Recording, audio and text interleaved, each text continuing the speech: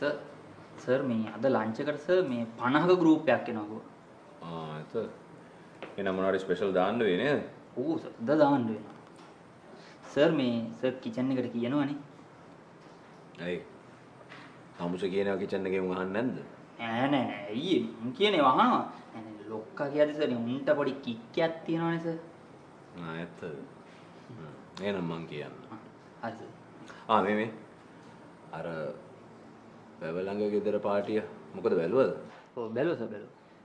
සර්ට මාර උනන්දුවක් තියෙන නේ වැඩි.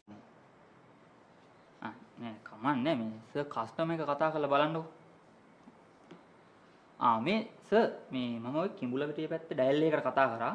මිනිහා අපිට කිව්වා මේ කිහිල්ලා හයි කරලා පත්තු ගන්න පුළුවන් සෝක් මාළුවේ ටිකක් දෙන්නම් කියලා. වරුනේ. කොච්චර වෙලා විතර වදිනවද?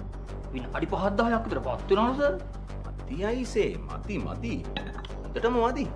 මේ පොඩ්ඩක් හිතනකො මේ පාටියේ හයිලයිට් එක වෙන්න ඕනේ අයිසේ ෆයර්වර්ක්ස් ටික. හරිද? දැන් හිතනකො දැන් පුඩි උන් එනවා, එල්ලෝ එනවා, හොල්ලෝ එනවා ආසයිනේ ඕවා බලන්න.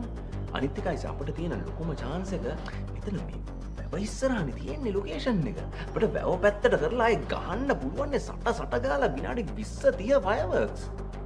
ඔව් සටපට ගාලා විනාඩි 20 30 ගන්න කෝස අපිට බජට් අපි මේක නොමිලේනේ කරන්නේ. ඉතින් ඕකනේ. IC බජට් ඔක්කොම මෙනු එක අස්සට දාලා බැලන්ස් කරලා තියෙන්නේ. තමුසෙට ඉවුවයින් වැඩක් නෑනේ.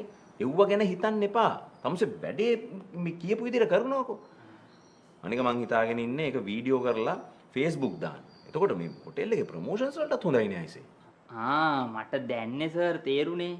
හරි. එහෙනම් ඉතින් මං අරුට කතා කරන්න.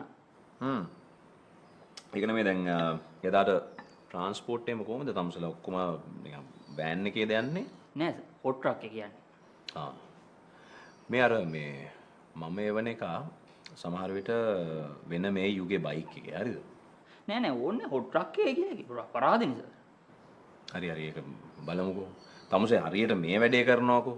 මේ විශේෂයෙන්ම ෆයර්වර්ක්ස් උයි අනික මතක් කරලා කෑම ටික දාන්න ඕනේ ගේ ඇතුළට. තේරුණාද? හරි සර් තේරුණා. හැබැයි ඉතින් මේ සර්ුත් එදාට ආවනම් තමයි හොඳ ඈ. ඒක නම් ඇත්ත. ඒ වුණාට මේ මට එන්න බැරි වෙයි ඔය.